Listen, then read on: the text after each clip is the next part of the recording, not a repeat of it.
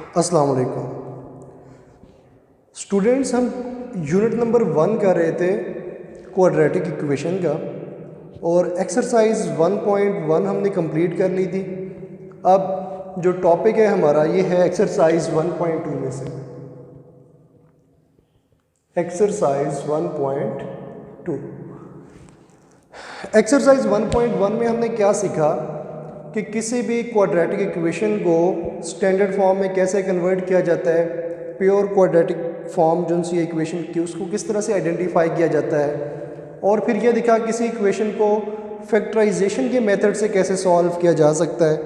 और एक और मेथड हमने उसमें सीखा था बाय कंप्लीटिंग स्क्वायर, कि किसी भी क्वाड्रेटिक इक्वेशन को कंप्लीटिंग स्क्वायर के ज़रिए किस तरह से सॉल्व किया जा सकता है।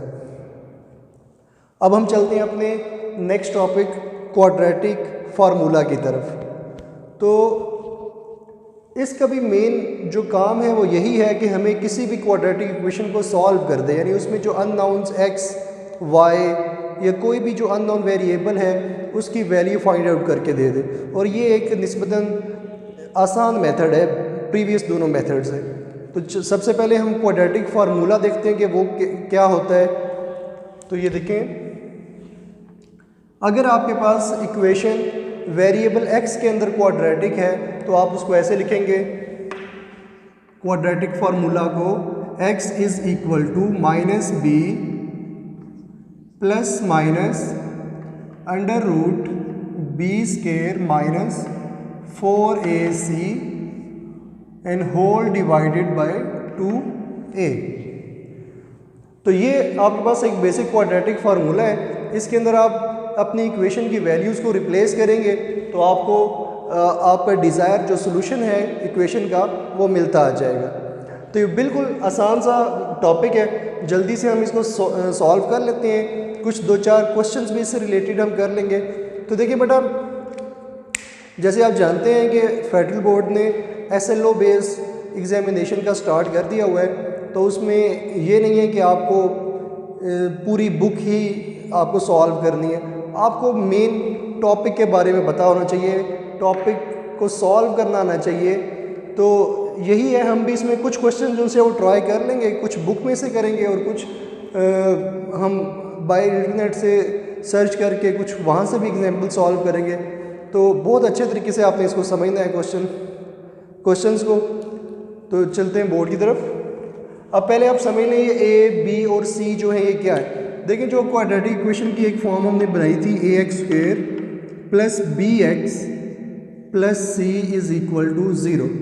तो यहीं से ये वाला जो सा a है ये रिप्लेस हुआ है इन दोनों जगह पे। ये वाला जो सा b है आपके पास ये यहाँ पे रिप्लेस हुआ है और c जो सा है ये इस जगह पे रिप्लेस हुआ है। ठीक है, कोई नई इस तरह की चीज़ नहीं है कि हम इसको सॉल्व ना कर सकें। तो चलते हैं एक एग्जाम्पल की तरफ, एक क्वेश्चन की तरफ। तो मैं क्वेश्चन एक लिखता हूँ, 2 minus X square is equal to 7x। तो देखिए क्वेश्चन है 2 minus X square is equal to 7x। तो हमने यहाँ से a, b और c की वैल्यूज़ को फाइंड करने के बाद इस फार्मूला के अंदर रिप्लेस करना है। तो सबसे पहले इस इक्वेशन को स्टैंडर्ड फॉर्म में कन्वर्ट करते हैं। उसके लिए देखें,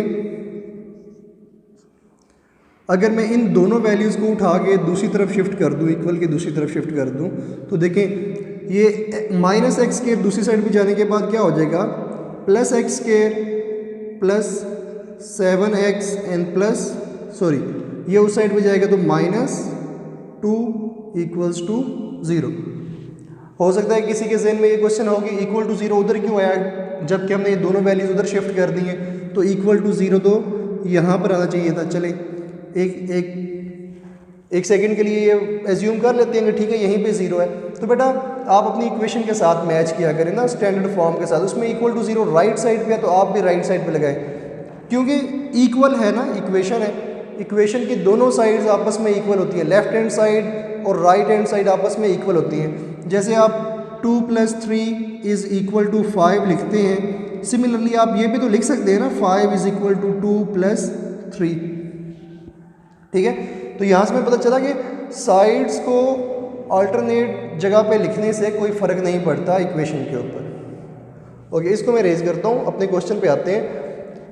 अब x square plus 7x minus equal to 0। अब बेटा आप इसके साथ कंपैरिजन करके ए, बी और सी की वैल्यू अलग अलग लिख लें। तो यहाँ पे a इज इक्वल टू में नज़र आ रहा है एक्स स्क्वेयर का coefficient 1, b is the coefficient of x which is 7 and c is the constant that is -2। a, b and c इन तीनों की वैल्यूज़ हमने लिख ली हैं। अब सिंपली हमने इनको फार्मूला के अंदर रिप्लेस कर देना है और हमारा सोल्यूशन आ जाएगा। तो मैं लिखता हूँ replacing the values of a, b and c in the formula, or you can say quadratic formula। तो देखिए x is equal to minus फार्मूले का माइनस, और b की जगह पे रिप्लेस हो रहा है वहाँ पे 7, फिर प्लस माइनस का साइन, अंडर रूट b का स्केयर, b की वैल्यू क्या थी 7, इसका स्केयर -4 इंटू a की जगह पे a की वैल्यू रिप्लेस हो जाएगी और c की जगह पर c की वैल्यू दैट इज़ -2, और ये सारा का सारा जो है ये डिवाइड हो रहा है 2a के साथ, 2 फार्मूले का, और a की जगह पे आ गया 1। इसको हम थोड़ा सिंप्लीफाई करते हैं तो देखिए क्या बनेगा, x is equal to -7 plus minus under root 7 का स्क्वायर देखिए क्या होता है 49, minus into minus plus, 4 1s are 4 and 4 2s are 8 over 2 1s are 2।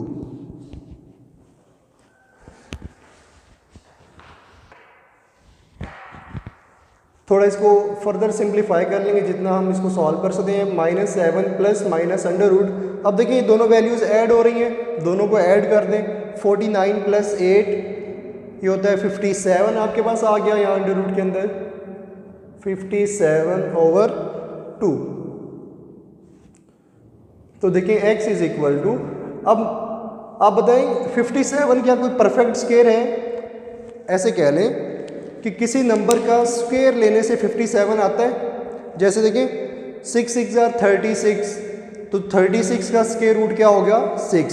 इसी तरह 7 7s are 49, तो 49 का स्क्वायर रूट क्या होगा आपके पास 7। 8 8s are 64, तो 64 का स्क्वायर रूट अगर होता तो हम लिखते 8, लेकिन 57 एक परफेक्ट स्क्वायर नहीं है, तो इसके स्क्वायर रूट को अगर हम ख़त्म करेंगे तो हमारे पास डेसिमल में आंसर आएगा, उसकी हमें ज़रूरत नहीं है। हम जस्ट ऐसे लिख देंगे -7 plus under root 57 over 2, and the second one is x is equal to -7 minus under root 57 divided by 2। ये जो प्लस माइनस का साइन होता है ना, आखिरी स्टेप में जाके आपने यही यहाँ पे करना है। एक बार सारा आंसर, सारी वैल्यू यही रहेगी, एक बार प्लस का साइन पुट करेंगे और दूसरी बार इन्हीं वैल्यूज़ के साथ सेंटर में माइनस का साइन पुट करेंगे। अगर ये दोनों, अगर ये परफेक्ट स्क्वायर होता, हम इनको ऐड करके 2 पे डिवाइड करवा लेते और एक हमारे पास आंसर आ जाता। इस केस में हमारा ये क्वेश्चन यहीं पे एंड हो गया, ख़त्म हो गया। तो ये हमारे पास x के 2 आंसर्स आ गए। ठीक है, चलें अब एक और एग्जांपल करते हैं, इसी तरह की एक और क्वेश्चन करते हैं। तो बेटा इन क्वेश्चंस को सॉल्व करने से क्या होगा, अगर आपने अच्छे तरीके से ये समझ लिए, आपको फार्मूला का यूज़ पता चल गया कि किस तरह फार्मूला को अप्लाई करना है, तो इस टॉपिक से रिलेटेड कोई भी क्वेश्चन आ जाए, ऐसा लो बेस कोई ऐसी चीज़ नहीं है कि आप सॉल्व ना कर सकें। कोई भी क्वेश्चन हो जो इस फार्मूले से सॉल्व हो सकता है, मतलब एक कोई भी क्वाड्रेटिक इक्वेशन, तो आप उसको सॉल्व कर सकेंगे इजीली। एक नेक्स्ट क्वेश्चन की तरफ चलते हैं हम।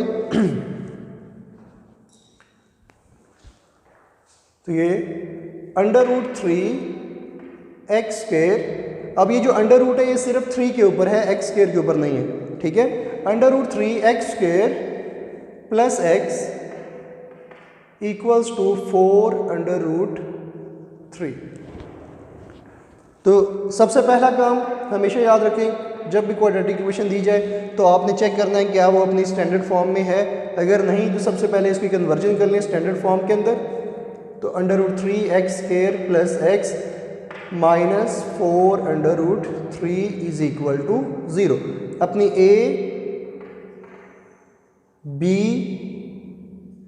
एंड c इन वैल्यूज़ को अलग अलग लिख लें। x² का कोफिशिएंट a, x का कोफिशिएंट b और ये लास्ट पे जो कांस्टेंट है इसको बोलते हैं c। अब replacing the values,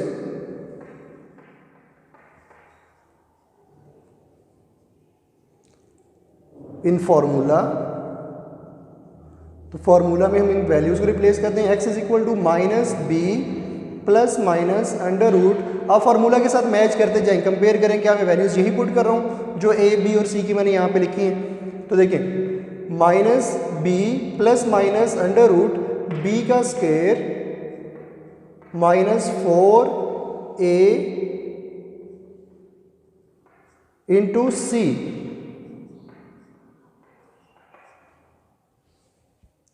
whole divided by 2a।